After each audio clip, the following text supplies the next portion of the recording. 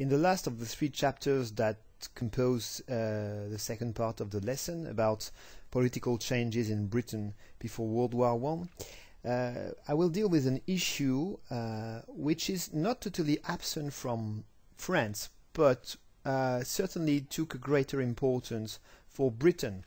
It is the issue of providing more political, social and cultural unity to the state.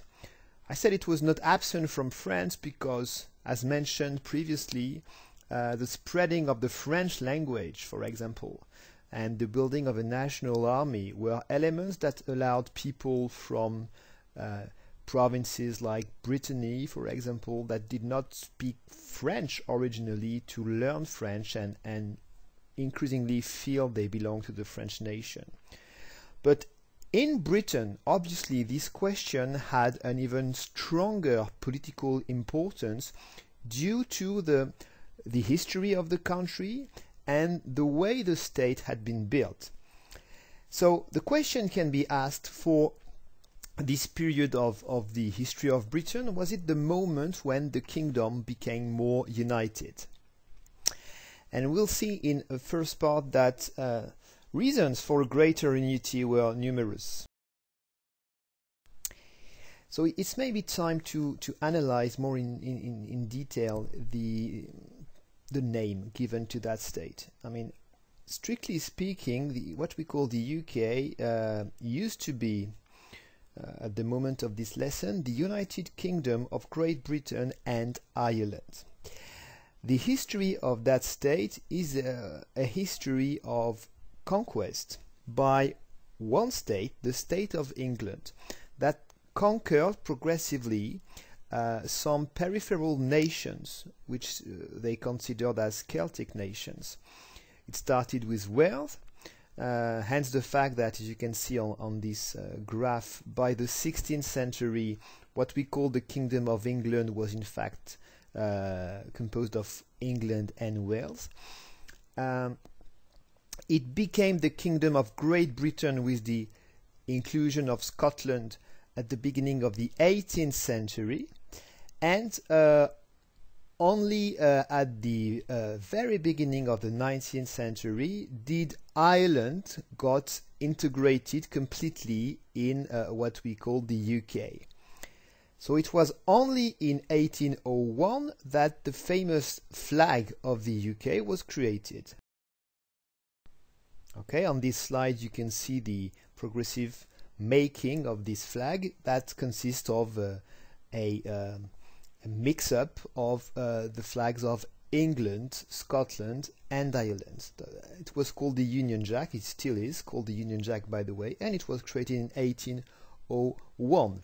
So basically the structure of the UK is that of a multinational country. Okay, it's a bit different from France from that on that matter, because the existence of 4 different nations was not denied. Okay. Anyway,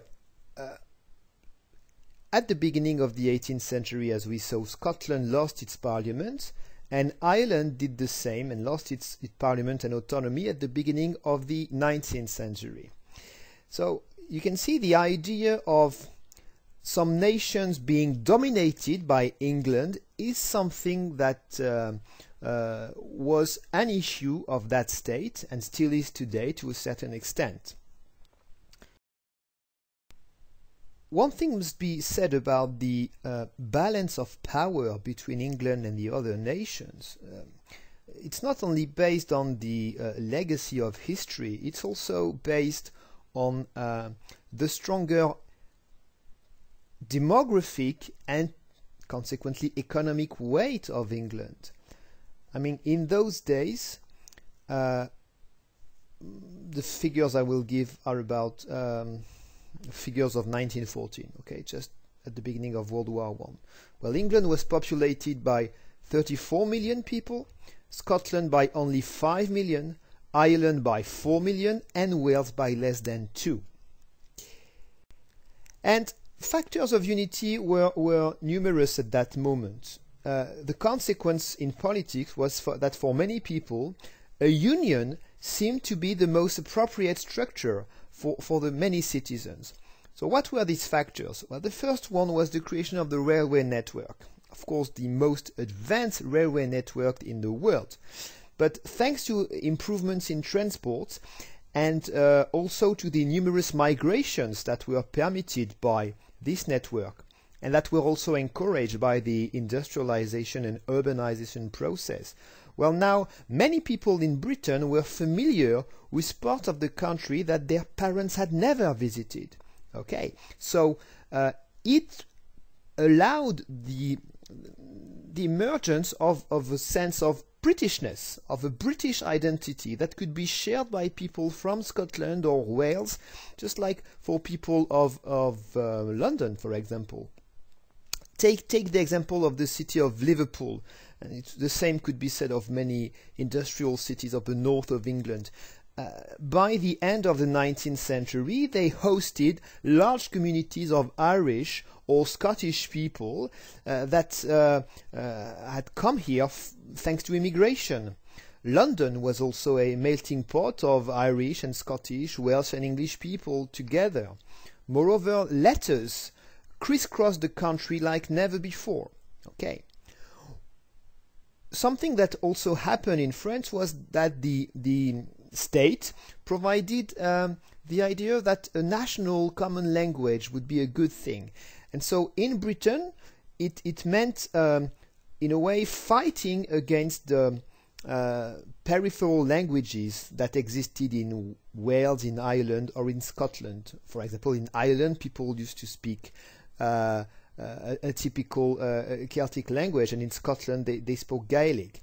Well, the number and the share of people that use the peripheral languages was decreasing. Okay, for example, in Wales, in the middle of the 19th century, half of the Welsh people did not speak English.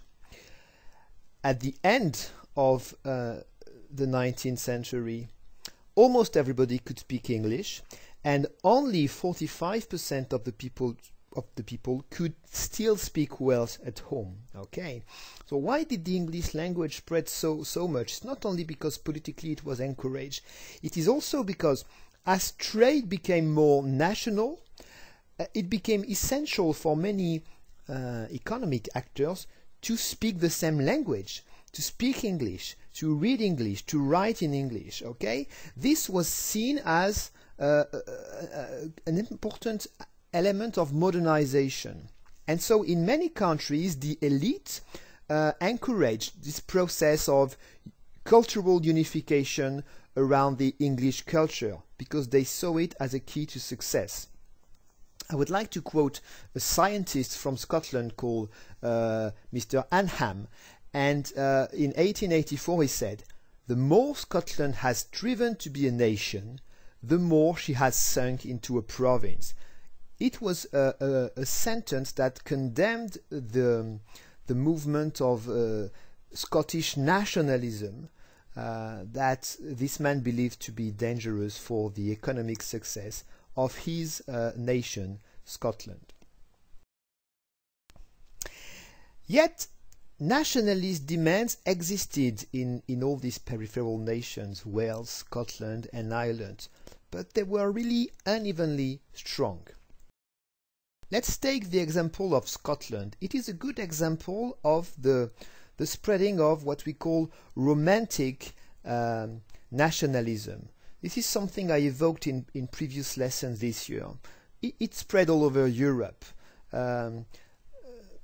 Nations began to advocate their identity, to defend it all over Europe, and it often developed in parallel of a demand for more democracy.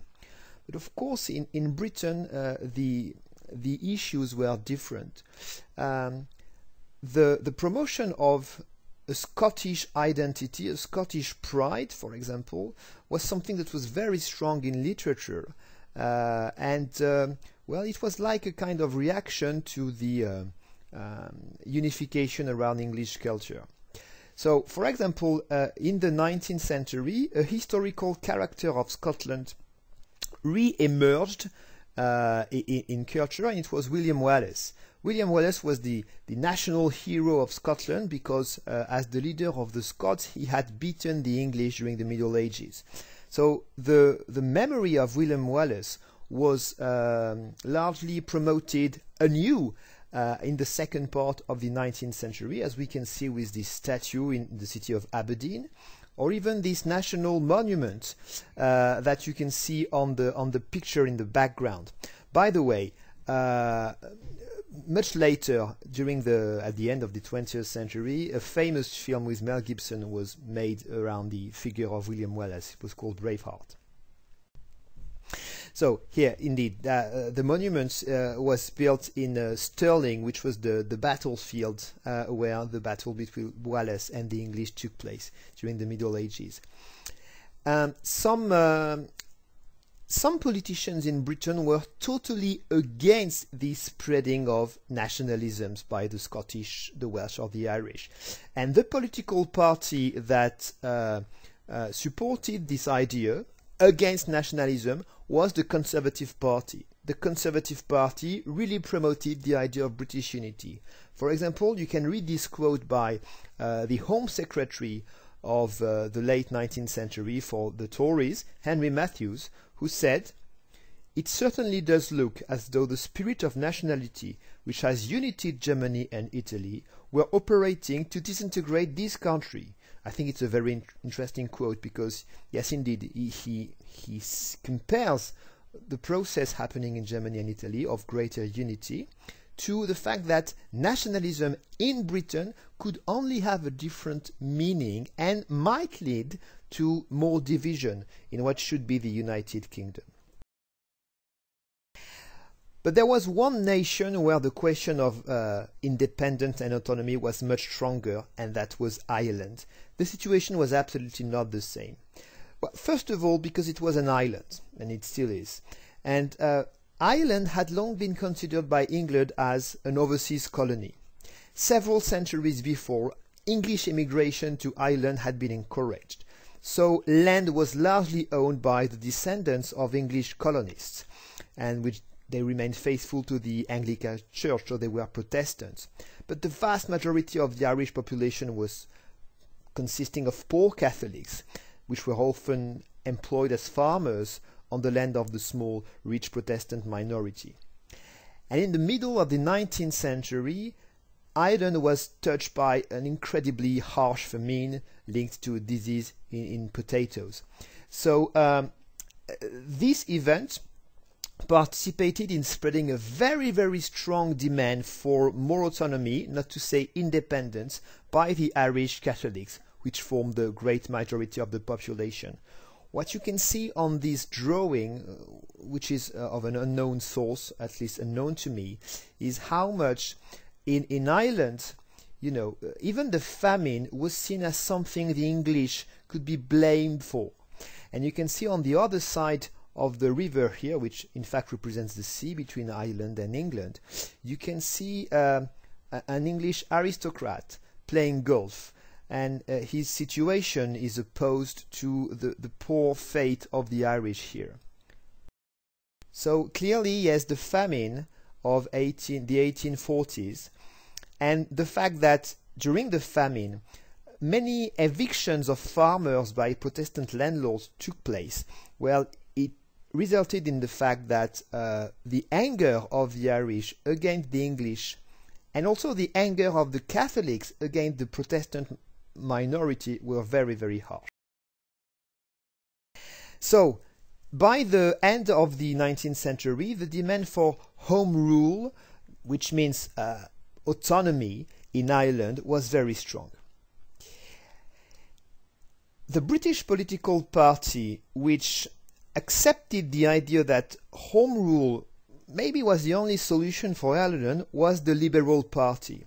You can see on this cartoon William Gladstone, so the British Prime Minister from the Liberal Party, which is trying to deal with issues in Ireland. In fact, Gladstone, under his ministry, many laws were passed in order to improve the situation of the Catholics against the Protestants. Rules like the fact that Catholics did not have to pay the tithe to the Protestant church anymore. You remember that tax paid to the church. That rents were now limited, and that evictions of Catholic farmers by Protestant landlords were now very, very more controlled. So the liberals were really supporting the demand of the Irish Catholics because they were allied in Parliament. And in fact, if we look at the result of the general election of 1874, which was lost by the liberals and saw a return of the Conservative, you can see the result for Ireland, and it shows very clearly the political division of this country, of this nation more exactly. Only in the north of Ireland did the Conservatives dominate, because the Protestants used to dominate already demographically the north. But in the rest of the country, thanks to the enlargement of franchise, more Catholics could now vote, and so consequently they voted for a party that supported Home Rule. So this question of the Irish question led to a split in the Liberal Party. It happened in 1885. Gladstone believed that Home Rule was the best thing for Ireland. But the other very important Liberal politician at that moment, Joseph Chamberlain, was totally against that. And so in the first place he created a liberal unionist association. So by unionist it means that he was against the idea of home rule for Ireland. He wanted stronger unity of the UK. And a bit later Chamberlain would even join the Conservative Party. At the beginning of the 20th century, the Liberal Party won the election and dominated Westminster, and so the government, from 1905 to World War I almost. And so after two failures, Gladstone managed to give home rule to Ireland. In fact, propaganda against home rule was extremely important, and if you search for documents about this period and this question, you will mostly find anti-home rule posters, so by the Conservatives. On this one we can see the leader of the Irish Independence Party, John Redmond, leading all the liberals, so Asquith, Churchill and Lloyd George, and so it's a conservative poster that blames the liberals for surrendering in front of the demand for autonomy of the Irish. Here is another anti-home rule postcard, so we can call that a unionist postcard, which clearly shows how much the Conservatives wanted to keep a strong unity between England and in particular Northern Ireland, which was the place where the Protestants used to dominate. What is highlighted by this postcard is that Northern Ireland was already richer than the rest of Ireland, okay? And that's one of the reasons for the strong division of the country of Ireland that we still know today. Eventually, Home Rule was voted. The bill was passed in 1913, and it immediately triggered great violence in Ireland. In fact, because they totally rejected Home Rule, in Northern Ireland, a group of volunteers who called themselves the Ulster Volunteers. Ulster is the name of the northern province of Ireland. Well, they took arms that was totally illegal, and they raised an army of 100,000 volunteers. And they were faced with also a popular uprising, but of the Catholics, who formed the Irish Volunteers in 1913. And in fact, Ireland was on the brink of civil war in 1913. What you must understand is that in this war that did not start at that moment, the British forces were on the side of the Irish volunteers, because the British Army had the role of enforcing Home Rule, because it had been chosen by the government. But what was feared by the generals of the British Army was that many soldiers of the British Army might join the Ulster forces and so betray the governments. So you see, in Ireland, the tension was extremely high in 1913. The country, the whole UK, was on the brink of civil war. It did not happen because, and only because, World War I broke out.